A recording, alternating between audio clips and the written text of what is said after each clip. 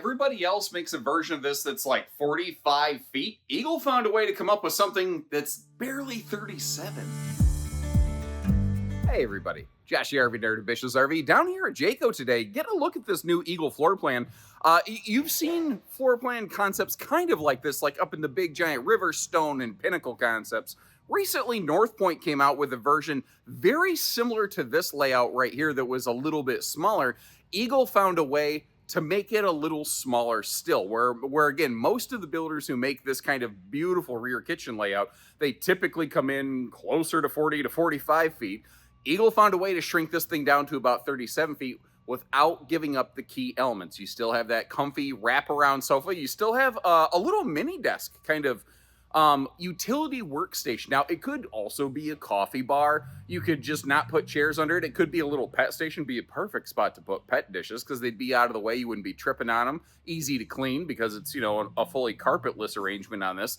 And as Jayco pioneered a year or two ago, they got all of the floor heat vents out of the floors of their fifth wheels, but they created their own heat ducting system. The ducting still goes through the floor, so the floor stays warm, but you don't actually have the exhaust duct points in the floor. I know I've said the word ducting a lot. I'll try to explain it more as we go in the video.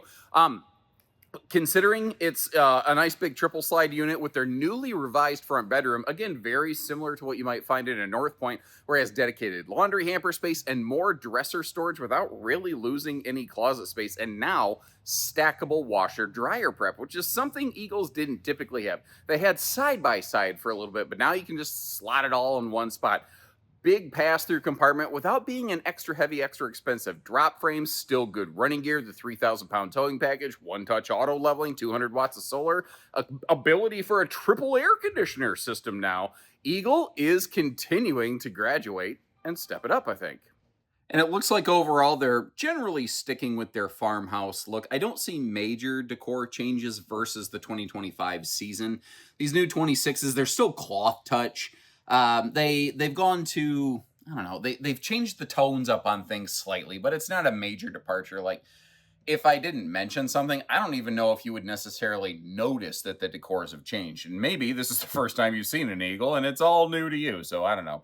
As I mentioned before, Jayco came up with a unique new heat ducting system. They still have the heat plenum running through the floor, and that's what will keep your feet and the floor warm. So the floor does help radiate heat, but they do have cabinet side ducted heating, but they didn't use that like traditional dryer flex hose kind of stuff.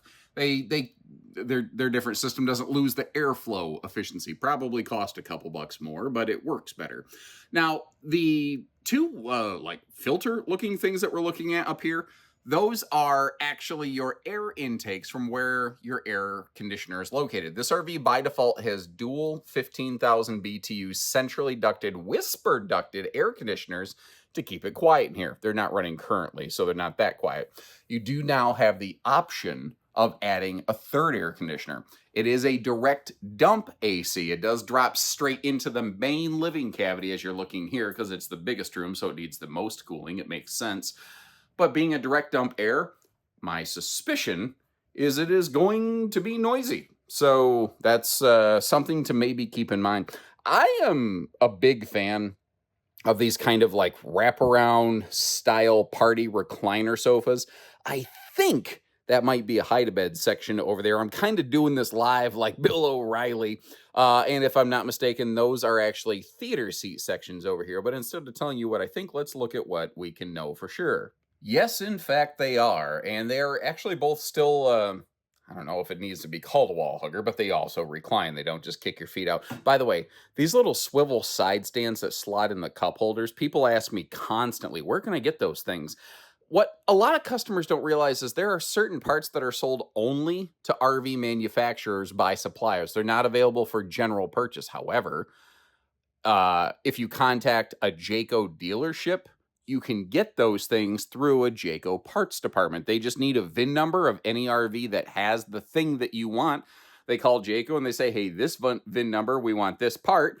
And then they can tell you how much it's going to be. I will tell you, when you get parts a la carte like that, they do tend to be a little stingy, but it's not an impossible scenario. Now, over here, They went with a borderline mega slide where it's a little bit bigger than a super slide. All these words have no true definition. But what they did is they really tried to give us a lot of campside window coverage while still maintaining that the fridge over there in the slide, which opens up a lot of floor space in that kitchen, basically makes this kitchen possible, and still gives us a little miniature desk space. And if you want to, you can pull one of your little dining chairs over or get a dedicated chair. Or again, you could just totally remove the chairs. And under that little desk, stand, bureau, whatever you want to call it, you can put a like dog dishes or more storage or whatever you want to do. Now, because it's a like they don't do two-way fridges in these anymore. They don't have to vent the fridge out of the exterior sidewall, and they pulled the fridge forward, so it's not going to be a head knocker. I am personally standing in the slide right now. I think the slide height is about 6'3" from floor to ceiling. It's just enough that I'm not knocking my noggin on this thing. But they put a little bit of storage behind the fridge where you can kind of get to it, which is nice. They're also very good about putting light switches in some very easy reach locations. Now, keep in mind, these also do have their smart command system, which, you don't necessarily have to go Bluetooth, beep, boop, R2 digital, but if you choose to, you can. It's totally up to you what you want to do right there. The thing that I love about this is all of the kitchen space. Now, when you're looking at a big rear kitchen like this, if you're going to be traveling a lot, even though this RV has an upgraded suspension and stuff, basically the entire kitchen is behind the axles. So it's going to bounce and jounce and rock and roller quake pretty hard going down the road. So that's one of the reasons, it's one of the main reasons I personally feel rear kitchens are some of my favorite floor plans for destination use, but I don't know that they're the best floor plans for frequent travelers. Now, I will say that that last statement is a bit more of an estimation and my opinion. I do not believe I am an authority. I'm an experienced idiot, but just using logic and thinking about general physics, that's what makes the most sense to me. I would always love to hear from experienced RVers. Does that make sense to you? Rear kitchens, are they better for destinations than travel, in your opinion? Working our way around from there, the nice little wastebasket over there in the pantry was a bit of a surprise. You could probably, if you don't want it in the pantry, you could take it out of there. And for a second, I thought they wasted the storage up top in this corner here, but the pantry actually goes all the way up in there. And if you look a little more closely, these are adjustable and or removable shelves. So you can kind of configure this however you want. I wanted to get in here and peek on the right-hand side to see if there's a power outlet or anything like that. I don't see anything of that nature in here. So just one of those extra little things I'm always on the lookout for in case, a closet had some extra function like plugging in a stick vac. And overall, I think there's some good drawer space in here, although with a rear kitchen, I personally have an expectation of things like, good storage, good drawer space. That's not a convection microwave, by the way. This is the step before you move into the full-on luxury Jayco fifth wheels. But the thing here with this RV, the goal of an Eagle, I mean, they're swanky. In the history of the RV industry, this would have been considered full-on luxury. It's kind of crazy how things have updated and or evolved. But this is the all thriller, no filler series. Ooh, I think I might see if that's where I could put the wastebasket. I don't know. I like that open cavity. I like how they gave us different options with the storage. A lot of manufacturers just don't ever seem to do that, just nice little touches there. Now, again, this is all cloth touch right here, and especially from those recliners, you are just on what I call boardwalk and park place viewing. The entertainment center is mounted up a little bit high, but I don't find it troublesome or offensive or whatever words you want to apply. And what I like about this one is that if you are the campsite cook, I'm going to close this cabinet door so it's not in our face, but if you're the campsite cook, you're kind of still in the mix of things. A lot of times, a lot of RV floor plans, when you are doing the kitchen prep work, you're losing out on the entertainment. That's not a problem here anymore. Everyone is still kind of part of it. And if you do like to entertain family and or friends, everybody knows the party ends in the kitchen, right? Well, this is a very comfy floor plan for one or two people who just want to be on their own. But if you do want to have some guests over, it's a very comfortable floor plan for also entertaining some people in your RV. But you might notice the space to sit down and play a game of cards is a little bit limited. Well, they have a solution for that. This is one of those like you just straight pull it open and push it shut, easy operating, extending tables. And it's not an all or nothing thing. Like I have it fully extended right now, and it definitely leaves plenty of room for 4 people. If you just need a little more room, you can open it a little more, and I think you can see that there is plenty of space here for a couple extra chairs. But being totally fair, I try to tell you the good with the bad. When you do that, you almost create a pinch point right here between the sofa and the table. But there's kind of a way to work around that. Remember this big L-shaped sofa? 2 of the chair sections are bracketed, and they have to be removed to close the slides. And you can turn that potential annoyance into an opportunity. If you don't care about the dual recliner function, you can take out one of the sections here, one of which actually, this is a little bit slimmer than the other one. So you might not like it anyway. I don't know. But you can kind of open this sucker up. And now that I've seen it like this, I kind of like it because I still get a recliner section. I get the big L-shaped sofa where I can kind of stretch out, lounge around. I can leave the table open if I want to without the RV feeling like, I'm trapped in a maze or something like that. I don't know. I'd be kind of curious to know what you think about that. Maybe it's stupid. Maybe it's not. And that is a full hide-a-bed. I was thinking it would be. Jayco tends to do that, but that's one of those details. A lot of builders of these L-shaped wraparound sectional style sofas, they don't do. So, that's one of those details that might be an important factor for you to put on your checklist if you care about guest, capacity and or comfort. Now, this looks like half a mess over here because basically as I go, I'm prepping this thing to close the slide outs because, again, you have to half disassemble some of the sofa to do it. And that doesn't sound awesome, but I want to be real about this and so that you know what it is and what it's not. You do, of course, have the blackout roller shades for all of these windows, all of which are massive breeze-through windows.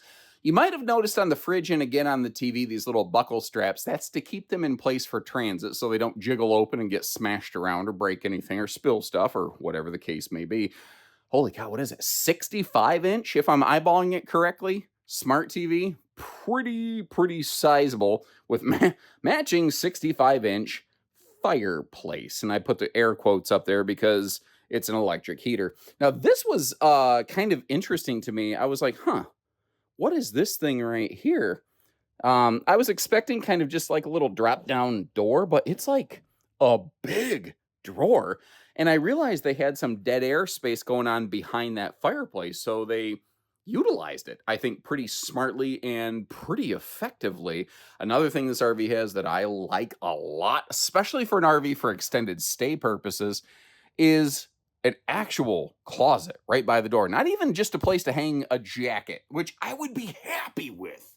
An actual closet right by the door with place for like hats and gloves and stuff up top there. Sorry if that footage wasn't awesome. This is a kind of a tricky angle to go about things here. And this is why I was doing all the furniture moving, because when the slides close, you have to kind of move stuff around. Now, I'm not sure the actual suggested configuration. Sometimes with these L sofas, manufacturers will stack the extra seats on top of that long sofa part and strap them down. I didn't see straps here.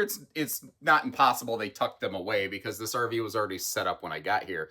But this is another reason I feel rear kitchens are awesome at destinations, but maybe not the best for travel, because when you close the slides up, the kitchen's basically lost. And for some people, that's a big deal. Most people I've found, they have like the number one most important travel access thing for them is the bathroom. And this one does tend to check that box very well because the hallway and the bathroom are right next to one another. Porcelain foot flush toilet, true sliding pocket door built into the wall, plenty of legroom, no floor vents to worry about in case you're playing the Game of Thrones and you encounter some Peter sprinklage. You either get that joke or you think I'm just being gross, and it's actually a combination of the two. The linen space here is solid. I mean, and it's fully enclosed, which I really appreciate. They did leave that one little pocket open at the bottom. I think that that would be perfect for the toilet paper to use with your bottom. Now, getting over here, notice it's just a simple, easy step in shower. And they made this a very comfortable experience this year. I'm representing about 6'2" on camera with the shoes that I'm wearing. And you can see that I fit within the ceiling cavity of the shower easily. But they opted to go for a near full max skylight, an extra large skylight right here, which just makes it look and feel extremely wide open. They're using the smaller variety of max air fan up here in the bathroom. The cool thing about that is it actually does have a roof vent cover built right onto it, which is, I think, pretty useful.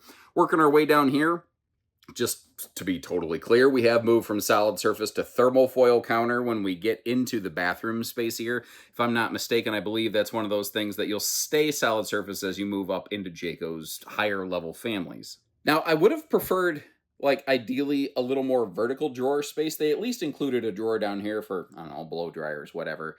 But it's because of the plumbing that was a challenge. But also you can see the individual water shutoff valves, as well as the PEX on PEX plumbing that they're running up here in the Eagle family. Now, the Jayco Smart Command System has a bunch of, like when you hear the word remote control, you think wireless. But these little guys right here, they're just little standalone things. They're battery operated, so there's not wiring running through the walls, and they're all context sensitive. So this one does different things from the other ones in the RV. There's actually another one of these mounted in the bed slide that does different stuff over there. Some of them might run campside lights or slide outs, or some of them might run hallway lights or bedroom lights or kitchen lights or all kinds of different things. Remember, again, we do have that whisper ducted air up here in the bedroom, so you're not going to, be woken up in the middle of the night if you're very sound sensitive. I'm not one of those people. Frankly, the louder white noise there is, the better I sleep, because it just shuts my brain off. If I try to sleep in dead silence, I can't. My brain's like, hey, remember that time you said something stupid in 3rd grade? And I'm like, I'm 42, leave me alone. And it's like, no, this is important. I'm like, stop, please. Sorry, that's a bit of my life. Maybe that's unique to me. I don't know. Apparently I've got some kind of trauma there that I need to finish processing. I'm sure there's a therapist that would love to take all of my monies to help me figure out what's wrong with me dating back to 3rd grade. The last time I spoke to a therapist, which was never, they ended up weeping openly and retiring early. Anyway, now you might have noticed the storage under the bed was not the same size as the mattress. The bed base is queen size. The bed that we're looking at here is the optional king. There is a standard queen with side stands included on this, but I'd be curious to know what you think of this new closet setup. What they did here is they flat just did what North Point did, essentially, where you still have your hanging storage above. They threw some shelves, some built-ins, I guess, up in the nose cavity. But then down below, where normally it's just wide open air that's kind of sort of wasted, they made it just tons of dresser space, 2 bigs and 2 littles, and a laundry space right over there. And then over here, what that allowed them to do is go from side-by-side washer and dryer to stackable. Now you're going to have to take a little bit of a look at me here. I do apologize for that. If I'm not mistaken, there is some motion lighting inside these closets I have turned off. And this can either be double hanging space or, again, your washer-dryer area. Statistically, like 98% of people will not install a washer-dryer in there, so this thing just has more closet space than it's ever had before. But if you do prefer a washer dryer, this is generally considered the more functional, preferable arrangement right here. Now, I'm at a funny angle to try to show you the bed slide road mode feature here. So let me get my waist slid back around.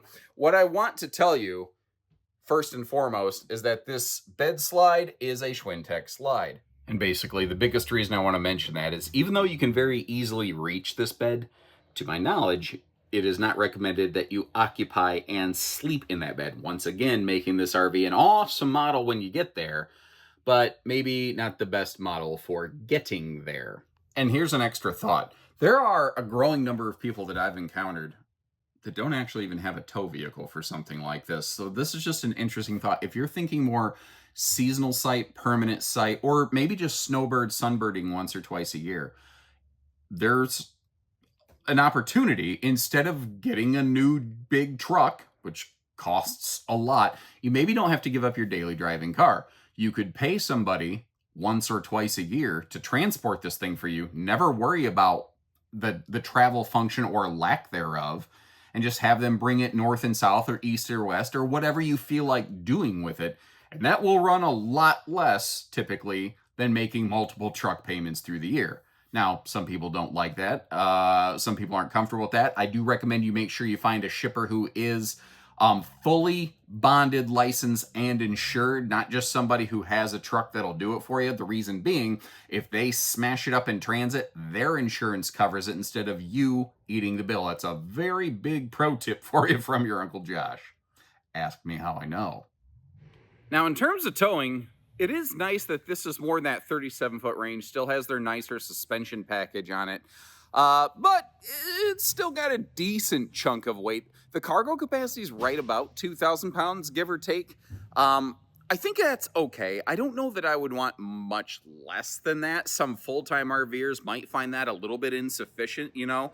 But I think for the more casual enthusiast or maybe just an extended stay person, I think that you can find this within the realm of capability. In terms of a vehicle recommendation, I might suggest something, man, there might be some really heavy-duty 3/4 tons that could do it. I feel a little bit better suggesting an SRW 1-ton with some decent capacities. I just don't think you would necessarily regret it.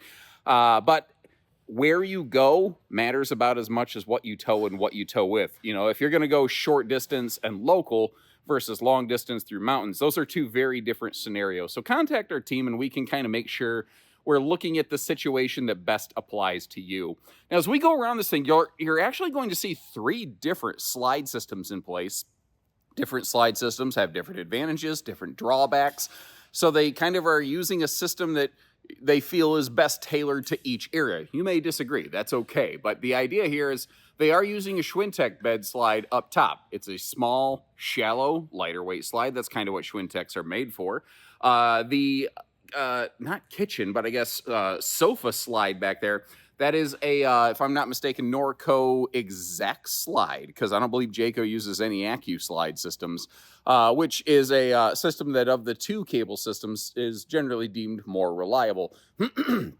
The opposite side, on the campsite where we have all the window coverage, that will actually be a rack and pinion slide system. Floor flush, heavy duty, handles lots of weight. So again, different slides, different places. You might have noticed on the right side of the screen peeking at us the on-demand water heater. Of course, your enclosed docking center. You can see your black and gray tank valves right there. We have our bathroom black and gray outlet right here next to us. But being a rear kitchen, yep, that's kind of what I suspected. There is a second sewer outlet in the back. That's just pretty common when it comes to those things. Your underbelly's enclosed. It is forced air heated, insulated, radiant barrier, all that good stuff. You can see the handy helper, stinky, slinky sewer tube mounted to the belly right there. If I'm not mistaken, I think it's in the back. We also have a belly-mounted spare tire. I found if I don't mention that, sometimes people think you don't have a spare included, which it's always good to check. It's very rare on a fifth wheel that you don't, but it's good to check. Your water filtration system over there has been a very popular feature. It's one of those things that I think a lot of RV shoppers don't know a lot about, don't necessarily trust, don't put a lot of stock in, but the people who've actually had it and used it have felt very good about it. And then if you look at the top of the pass-through here, you'll see a couple things. First of all, you've got that double-sided thermal foil kind of bubble wrap looking stuff right there. They're creating basically a bit of a, attempting to create a bit of a temperature barrier between the pass-through compartment and your bedroom bathroom deck. You might notice right there, though, you do have a forced air heat duct in this place. You also have your solar charge controller mounted up against the ceiling up in here. And that's the thing with Eagle. They have a 200-watt factory standard solar package, which is basically a battery tender. You can double that from the factory. You could add a second panel after the fact.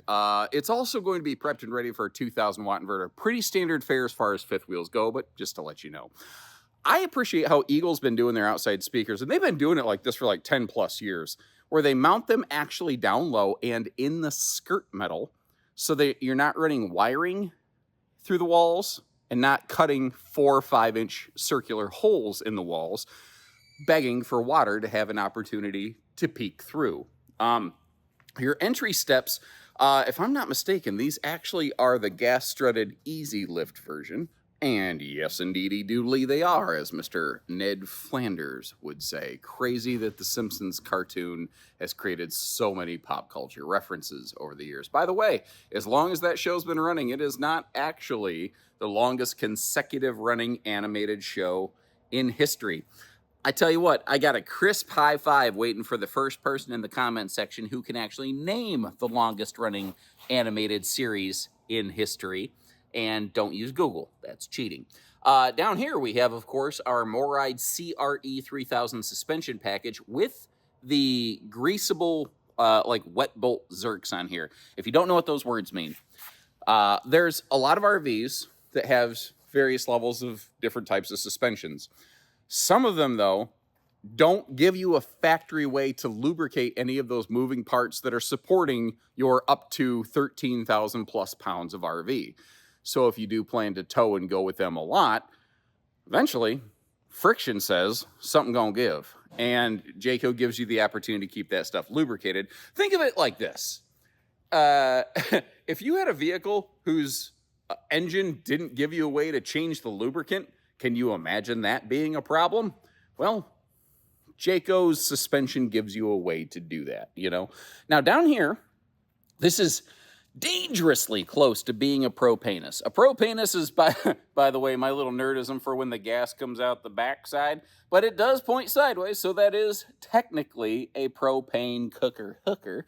And over here, you've got a couple things. Let me get this open for you. Outside utility shower with hot and cold, if I'm not mistaken, the little coily spray line is somewhere in the RV. And the J port down here, essentially, it's a side-mounted 2-inch receiver hitch, very similar to what you see back here. And the same accessories can basically be plugged into both of them, although you do not want to go towing down the road with something hanging off the side of this RV. I don't think I should have to mention that, but based on some of the pictures that I've seen on the internet and some of the things that I've seen personally, I think I do need to say that for at least some people out there. But that's there if you want to get their optional grill station, essentially, is what that's for. But you don't have to use it for that because it is essentially just a generic 2-inch receiver. You can use it for a lot of different things, however you kind of please. Now, you might have noticed the towing hitch on the back that is prepped and ready for towing up to 3,000 pounds. Keep in mind, different states have different guidelines when it comes to doubles towing or recreational towing, or, I mean, they even have different names for it. And as I suspected earlier, they are belly mounting the spare on this one, which keeps it away from the sun. But man, you got to crawl under here to get it. God forbid you have a problem. So thanks again for tuning in, everybody. As I typically do, I'll drop you a link in the video description to double check for pricing and availability. But I've mentioned there's all these other models that have similar aspects to this. If you're not familiar with the alphabet soup of this business, I'll make it easy for you. And I'll just drop you some extra links in the description to check out videos of those other kind of similar concept models and let you decide which one you'd like to go with. And if you are willing to check out a couple of those and leave me a note on this video or any of those, which one would you go with and why? I'd love to hear from you, because it's the why somebody wants to make the decisions that I find most interesting, you know? And until next time, thanks again, everybody. Take care, stay safe, have fun, and happy camping, everyone.